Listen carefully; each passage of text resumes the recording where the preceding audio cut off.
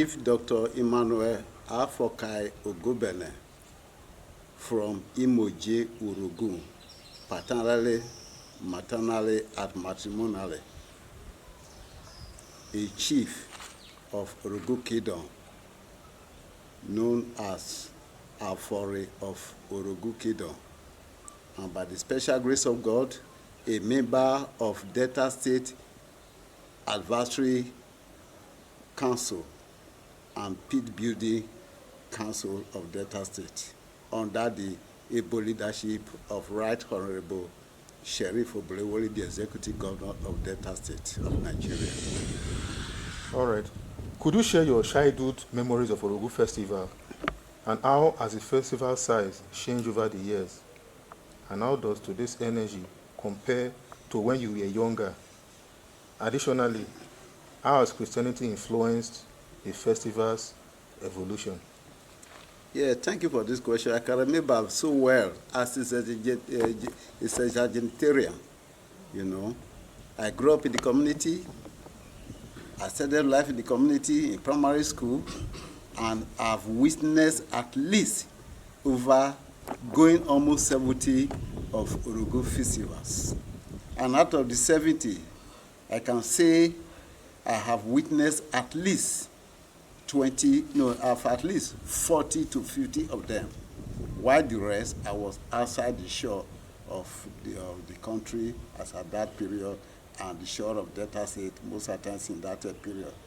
Like your question rightly goes, rest, for those 50 years I made mention of, I witnessed them. I was part and part of them. Early in those days, you know, I was so small. I have a mark on my chest till today. The mark is still here, if you can see it. That was a mark during one of the Orogun Festival. After taking the concussion, I was an active member of the front dancers then. After taking the concussion by one late Iboyi Ufunaba, you know, I went to the forefront of the fight. You know, I boasted to somebody, cut. And instead of cutting through my chest, the thing just crashed my chest, and the mark is still there till tomorrow on my chest. So those were some of the witnesses, some of the things I can remember. And as at that time too, you hardly come to Orogun Festival because we were known as warriors. And we all prepared ourselves as warriors right from youth as at that time. We don't look for trouble. But when you look for an Orogun sons or daughters in trouble, we give it back to you. And that's what is inbuilt in most of us today. We don't hide for one from what I learned from those my early years of witnessing Orogun Festival. Because as a Christian, you learn a lot of things from the Christianhood of Jesus Christ. So as somebody who practices that in those things in those days, I learned a lot of things too. Don't find trouble. And whoever that will come with you, for cutlass, for anything, the person will have his own doom. That's what is following most of us today. You know, we have learned that don't fight. But when you fight, I believe then that LOCF will fight for you.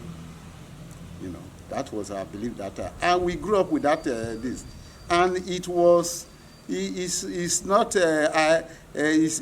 coming to serve idol on April.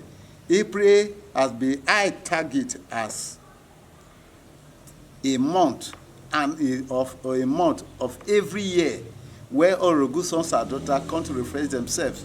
Know themselves, those that you don't even know, is a month of reconciliation in Orogun. This morning, at about, I think about 10, the Honorable Commissioner for the Superdeck came here with over 10 vehicles, multitude of people. He said he needs my prayers before he goes. You know, he came with his people. I prayed for them. You know, pray for them. As a believer today, I pray for them. Go ye and multiply. Go ye and bring more dividends of democracy. Go ye and bring more development of the kingdom. That was the prayer I gave him this morning.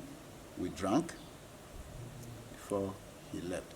Unfortunately, because he came early, the goat and the ram we were preparing were not yet ready before he came. So it's a period of, it's like, look, it's Orogun Festival, a Christmas day. Let me tell me that way. It's not a day of it's a Orogun Festival day where we have to jolly ourselves. It should not be a day of revenge. It should not be a day of let me pay you back. It should be a day of reconciliation. It should be a day of love to each and every one of us. That was how it used to be in those days. But unfortunately, I still remember that period you asked about. People who come from Ibadan, people who come from Lagos, people who come from all over the world, even people come from Europe, from America, from everywhere, that I'm going to Orogun Festival. And most of our meetings at that period were all scheduled towards Orogun Festival period. It was not scheduled towards a period where we cut people who could laugh. It was not scheduled to a period where we fight each other about. It was not scheduled to a period where we shoot and ask people. It was scheduled a period when we reconcile, when we meet ourselves, when we drink together, when we refresh our faces to each other.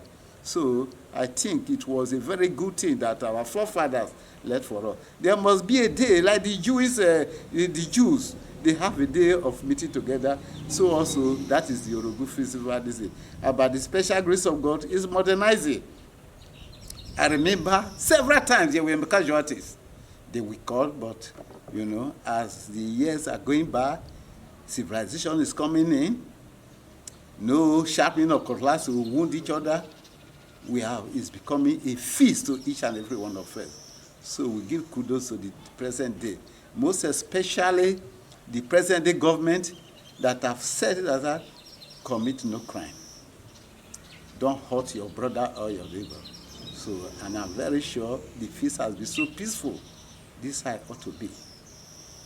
Really, we are missing some aspects of the feast in those days. All those jury dance we used to dance in those days, most of all those things are being forgotten.